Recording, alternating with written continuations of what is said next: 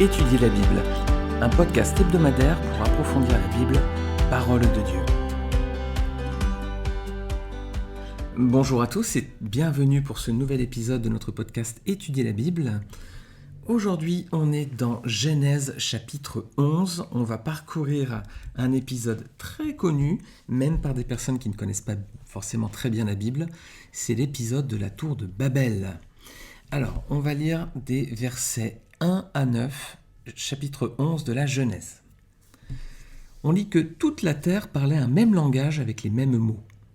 Partis de l'Orient, ils trouvèrent une vallée au pays de Shinéar, et ils y habitèrent.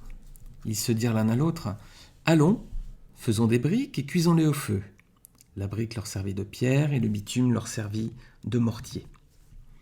Ils dirent encore, « Allons, bâtissons-nous une ville et une tour dont le sommet touche au ciel, et faisons-nous un nom, afin que nous ne soyons pas disséminés à la surface de toute la terre. » L'Éternel descendit pour voir la ville et la tour que bâtissaient les fils des hommes. L'Éternel dit, « Voilà un seul peuple. Ils parlent tous une même langue, et voilà ce qu'ils ont entrepris de faire. Maintenant, ils n'auront plus d'obstacle à ce qu'ils auront décidé de faire. Allons, descendons, et là confondons leur langage, afin qu'ils n'entendent plus le langage les uns des autres. L'Éternel les dissémina loin de là, sur toute la surface de la terre, et ils cessèrent de bâtir la ville. C'est pourquoi on l'appela du nom de Babel, car c'est là que l'Éternel confondit le langage de toute la terre, et c'est de là que l'Éternel les dissémina sur toute la surface de la terre. L'histoire de Babel, elle est très connue parce que c'est là que Dieu a brouillé les langues entre les hommes. Est-ce que vous savez combien il existe de langues différentes aujourd'hui ? C'est Wycliffe International, c'est une ONG chrétienne qui a pour ministère de traduire la Bible, qui nous dit qu'il existe 6890 langues répertoriées aujourd'hui dans le monde et que la Bible a été traduite tout en partie pour 2565 d'entre elles. Donc il y a 2565 langues dans lesquelles nous avons au moins une portion de la Bible traduite. Ce qui fait un accès à la Bible à au moins 4,7 milliards de personnes. Donc il y a encore au moins 2 milliards de personnes qui n'ont pas accès à la Bible. Alors c'est beaucoup, surtout quand la Bible dit qu'il faut que l'évangile soit annoncé dans toutes les langues avant que le Seigneur mette fin à l'histoire et que les temps de la fin s'accomplissent. On lit ce passage dans Apocalypse 14, versets 6 à 8. « Je vis ensuite un autre ange voler haut dans le ciel. Il avait un évangile éternel pour l'annoncer aux habitants de la terre, à toute nation, à toute tribu, à toute langue et à tout peuple. Il disait d'une voix forte, « Craignez Dieu et rendez-lui gloire, car l'heure de son jugement est venue. Adorez celui qui a fait le ciel et la terre, la mer et les sources d'eau. » Un deuxième ange le suivit en disant, « Elle est tombée, Babylone la grande, elle qui a fait boire à toutes les nations le vin de la fureur de sa prostitution. » Alors, proclamation de l'évangile dans toutes les langues, la chute de Babylone, on va développer tous ces points un petit peu plus loin. Mais auparavant, on va regarder quels sont les reproches, les fautes, qui sont les erreurs qu'ont pu commettre ces premiers hommes à Babel. Eh bien, le premier péché qu'on peut voir, c'est le péché de ne pas vouloir se séparer. Voilà, c'était au verset 4. Ils sont ensemble, ils ne veulent surtout pas être dispersés. Ils disent, « Faisons-nous un nom, afin que nous ne soyons pas disséminés à la surface de toute la terre. » Pourquoi c'est un péché, ça ? Parce que, rappelez-vous, Genèse chapitre 9, verset 1, le Seigneur, il leur avait demandé ceci après le déluge. On dit que Dieu bénit Noé et ses fils, et il leur dit « Soyez féconds, multipliez, et remplissez la terre. » Donc le commandement du Seigneur, c'est qu'ils aient des enfants, qu'ils multiplient, et qu'ils aillent tous vivre à des endroits différents pour peupler cette grande planète, qui donc redémarrait juste après le déluge. Donc le premier péché, c'est de ne pas vouloir faire le plan de Dieu en restant ensemble. En fait, ce qui est reproché, c'est pas forcément de rester ensemble, ça c'est la conséquence, mais c'est au-delà, c'est de ne pas vouloir faire le plan de Dieu, quoi. Dieu a dit quelque chose et ils ne veulent pas le faire. Voilà, premier péché à Babel, la désobéissance. Le deuxième péché, c'est un péché d'orgueil en fait. Ils veulent placer au même niveau que Dieu.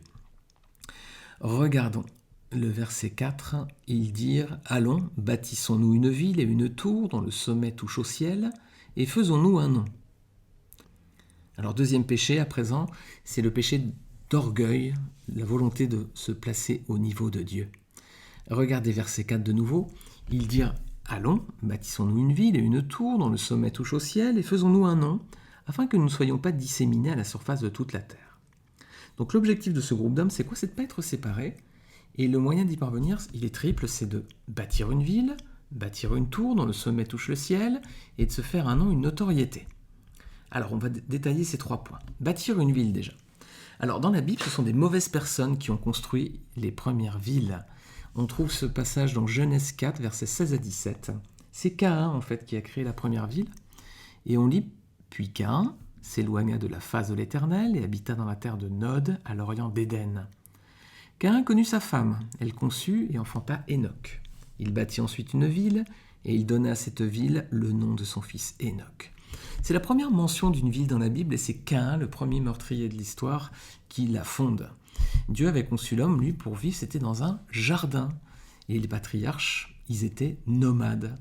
Alors là, ces hommes, ils font l'inverse du plan de Dieu d'une certaine façon, ils créent des villes aussi. Et on voit que ce n'était pas le plan de Dieu non plus, de créer des villes, il voulait plutôt qu'on vive dans la nature. Et là, on a vécu le confinement, toute cette période de confinement compliquée.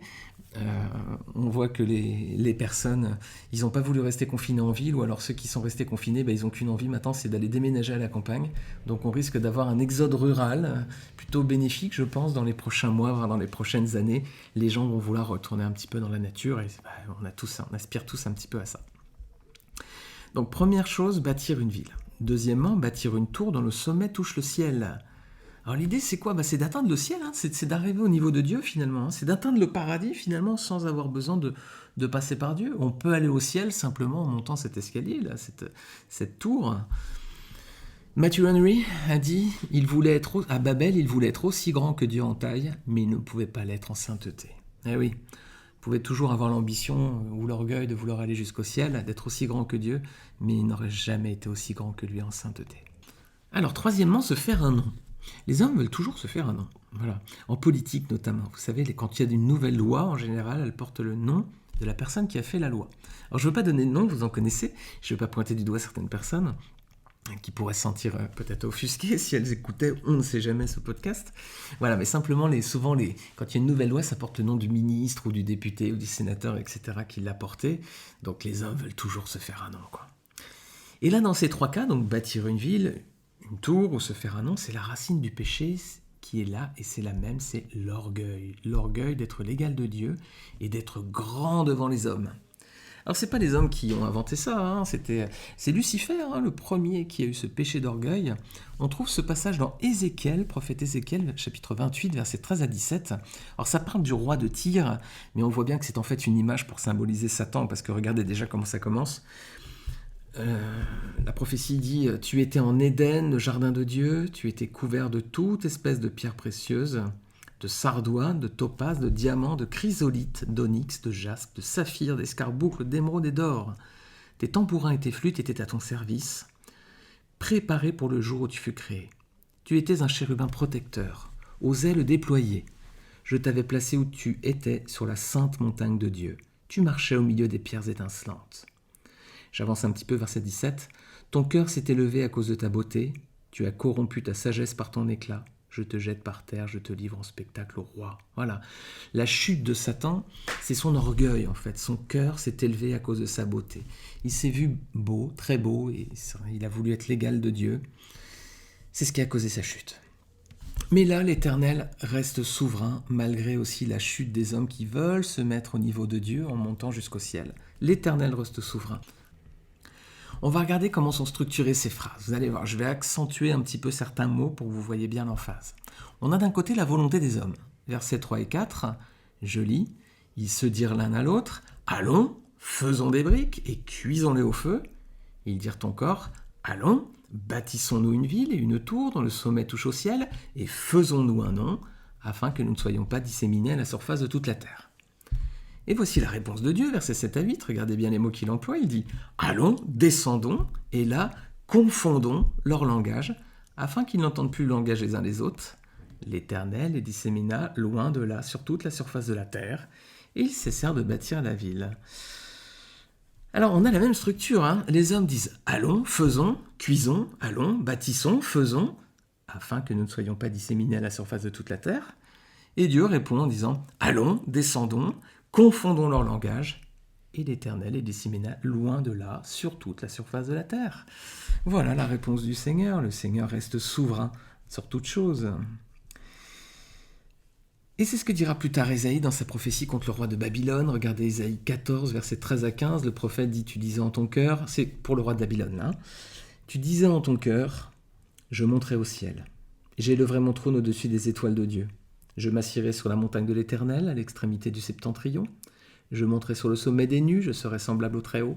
Mais tu as été précipité dans le séjour des morts, dans les profondeurs de la fosse. » Babel, c'est l'étymologie du mot Babylone. Babylone, ça vient de Babel. Et on retrouve ici l'orgueil de Babel et de sa descendante Babylone qui a été brisée par l'intervention de Dieu. Face au péché, les amis, Dieu a toujours le dernier mot. C'est Pierre aussi qui nous le dit, hein, dans 1 Pierre chapitre 5, verset 5, il nous dit « Dieu résiste aux orgueilleux, mais il fait grâce aux humbles. » Soyons humbles les amis, soyons pas imbus de nous-mêmes.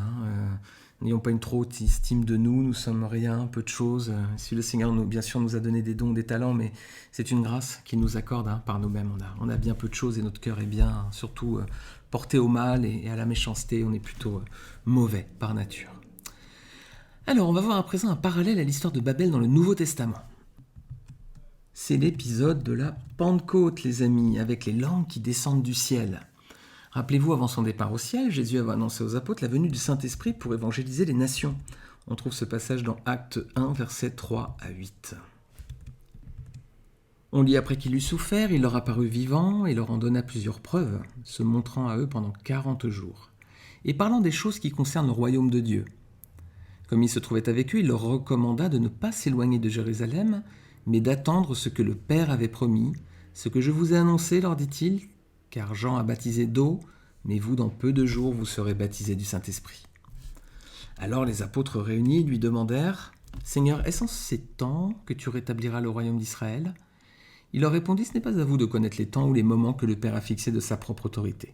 Mais vous recevrez une puissance, le Saint-Esprit survenant sur vous, et vous serez mes témoins à Jérusalem, dans toute la Judée, dans la Samarie et jusqu'aux extrémités de la terre. » Alors le Seigneur leur avait donné 2 commandements.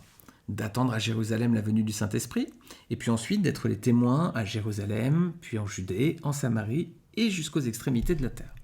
Alors est-ce qu'ils se sont empressés d'obéir ? Ben non, parce que un petit peu après, dans Acte 5, versets 12 à 16, on voit qu'ils sont toujours à Jérusalem, ils sont toujours là. Alors ça, c'était le premier commandement, c'était d'attendre à Jérusalem. Mais ensuite, une fois que le Saint-Esprit était venu, c'était ensuite de partir, et répandre la bonne nouvelle dans le monde entier. À quel moment ils vont se disperser ? En fait, c'est à partir de la persécution qui va suivre le meurtre d'Étienne. Vous regarderez dans Acte 8, versets 1 et 4. Donc, il y a ce premier martyr, c'est Étienne qui est mis à mort. Et puis, ensuite, ils vont tous se disperser par crainte. Et où est-ce qu'ils vont aller prêcher l'évangile ? Regardez, Acte 8, 1. Ça va être justement Judée et en Samarie. Là, ils vont comprendre, ils vont obéir. Regardez. Saül avait approuvé le meurtre d'Étienne. Il y eut ce jour-là une grande persécution contre l'église de Jérusalem, et tous, excepté les apôtres, se dispersèrent dans les contrées de la Judée et de la Samarie. Voilà, le Seigneur avait dit d'abord Jérusalem, ensuite la Judée et la Samarie. Et bien du coup, maintenant ils prennent peur, ils se dispersent, et ils vont en Judée et en Samarie. Et puis ensuite, ils vont aller plus loin, jusqu'aux extrémités de la terre, et là on voit ce passage dans Acte 11 à partir du verset 19.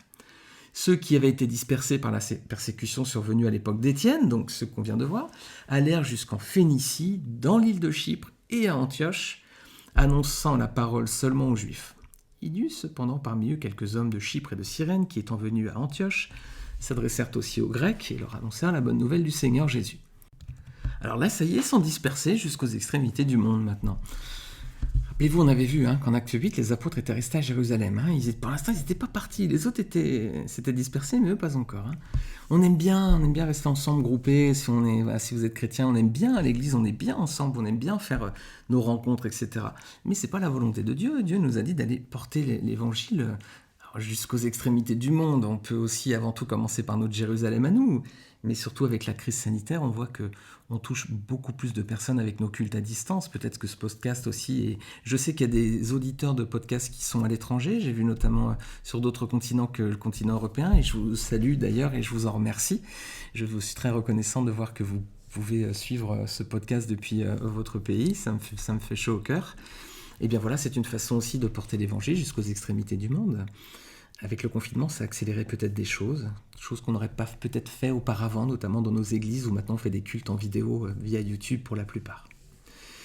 Alors on aime bien rester ensemble, groupés, même alors qu'on doit porter la parole de Dieu au loin. Il faut bien qu'on ait quand même cette vocation missionnaire malgré tout, même si ça reste depuis chez nous, et si d'abord on commence par Jérusalem, et puis on fait peut-être ça par Zoom, par YouTube ou par un podcast, mais ayant quand même malgré tout l'objectif de porter la parole au plus grand nombre. Alors on a vu qu'ensuite ce sont ces disciples, les disciples qui sont dispersés au-delà de Jérusalem, et ça a permis la conversion du plus grand nombre. Alors on a souvent besoin d'être secoué, bousculé par Dieu pour aller de l'avant, lui obéir et accomplir sa volonté. Avait-il besoin d'attendre la persécution pour s'en aller aux extrémités de la terre? Le Seigneur leur avait demandé. Et nous aussi, j'ai pu échanger avec des responsables d'église qui m'ont dit si il n'y avait pas eu la crise sanitaire et le confinement, on n'aurait jamais pensé à faire nos cultes à distance, ou du moins YouTube, les enregistrer et tout. Seigneur, si ça a permis cela, alors voilà, au moins cette crise sanitaire aura au moins eu un petit quelque chose de bon. Babel, mes amis, c'est l'inverse de la Pentecôte. À Babel, les langues, elles dispersent et elles divisent les hommes, c'est un jugement. À la Pentecôte, c'est l'inverse, les langues, elles rassemblent et elles unissent les hommes, c'est la grâce. À la Pentecôte, les langues sont données pour annoncer les merveilles de Dieu, la bonne nouvelle du salut qui découle de l'œuvre de Jésus-Christ, qui est mort et ressuscité pour nous donner la vie. En Christ, on parle tous à présent le même langage. C'est celui qui témoigne de l'amour du Père et qui nous permet de dire que Dieu a tant aimé le monde, qu'il a donné son Fils unique, afin que tous ceux qui croient en lui ne périssent pas, mais aient la vie éternelle. Jean 3,16. Donc Babel, c'est l'inverse de la Pentecôte. Et Jésus également a refusé de faire ce que les hommes ont fait à Babel. Premièrement, il n'a pas voulu construire une ville. Les Juifs attendaient qu'il les délivre des Romains et qu'il crée un royaume terrestre. Mais Jésus affirme à Pilate, « Mon royaume n'est pas de ce monde. » Le Seigneur n'a pas voulu se construire une ville, une agglomération, un royaume autour de lui. Jésus a refusé aussi de faire une tour qui touche le ciel. Dans une humilité parfaite, il n'a pas cherché à rester de force légale de Dieu, nous dit Philippiens 2, verset 4. Au contraire, il est descendu où ? Dans notre enfer à nous, dans ce monde-là de péché. Il aurait pu rester dans sa gloire au ciel, il est venu jusqu'à nous. Et il a refusé l'orgueil. Philippiens 2,8 nous dit qu'il s'abaissa lui-même en se rendant obéissant jusqu'à la mort. Oui, la mort sur la croix. Jésus a vécu parfaitement soumis à son Père, dans l'humilité. Il n'a pas voulu faire une tour qui touche au ciel, il n'a pas voulu se construire un royaume non plus. Alors pour conclure, qu'est-ce qu'on peut dire pour résumer ? Le premier péché des hommes à Babel, c'était de rester ensemble, mais plus exactement, c'était de ne pas vouloir accomplir le plan de Dieu à leur égard. Et puis deuxièmement, il y avait un péché d'orgueil. Les constructeurs de la tour, qu'est-ce qu'ils pensaient ? Qu'en étant plus près du ciel, ils pourraient se rapprocher de Dieu. Mais on n'a pas besoin d'une tour, les amis, pour cela. Dieu dit qu'on peut se rapprocher de lui en ayant foi et en obéissant à ses paroles. Et c'est par son Fils, notre Seigneur Jésus-Christ, que nous avons un véritable accès au Père. C'est pas en montant des escaliers pour aller le plus haut possible. On avait vu aussi que face au péché, Dieu a toujours le dernier mot. Et enfin, le parallèle avec la Pentecôte. On a souvent besoin d'être bousculé par Dieu pour aller de l'avant, lui obéir. Mais aussi que Dieu, à travers Jésus-Christ, a accompli un plan merveilleux et il a choisi son Fils parce que son Fils, c'est la perfection, c'est l'homme parfait. Et Jésus a refusé de faire ce que les hommes ont fait à Babel. Voilà mes amis, gloire à Dieu pour ce qu'il a accompli pour nous sur la croix. Et puis ce témoignage de Babel, c'est aussi une image de notre désobéissance parfois, de notre manque de volonté. On a vu les premiers disciples qui, malgré le commandement de Dieu, de se disperser aussi, comme à Babel, dispersez-vous sur toute la surface de la terre à Babel. Ces hommes n'ont pas voulu le faire, les disciples, dispersez-vous, Judée, Samarie, jusqu'aux extrémités de la terre. Ils ont aussi, dans un premier temps, refusé de le faire. Que nous soyons comme le Seigneur, humbles et soumis à la volonté de Dieu. Amen. Voilà, chers amis, si vous aimez ce podcast, je vous invite encore une fois à déposer une note sur iTunes, notamment, laisser des commentaires. Merci encore une fois pour tous ceux qui écoutent ces podcasts à l'étranger. Merci aussi pour ceux qui les écoutent depuis la France. N'hésitez pas, ça me ferait très plaisir que vous mettiez une petite note et puis un commentaire pour dire ce que vous pensez de ces podcasts. Partagez-les aussi autour de vous, si vous le souhaitez, sur vos réseaux sociaux. Et je vous remercie, faisant en sorte que la parole de Dieu puisse être proclamée, partagée jusqu'aux extrémités de la terre, notamment peut-être aussi par ce canal. Je vous dis à très bientôt, très bonne semaine et que le Seigneur vous bénisse.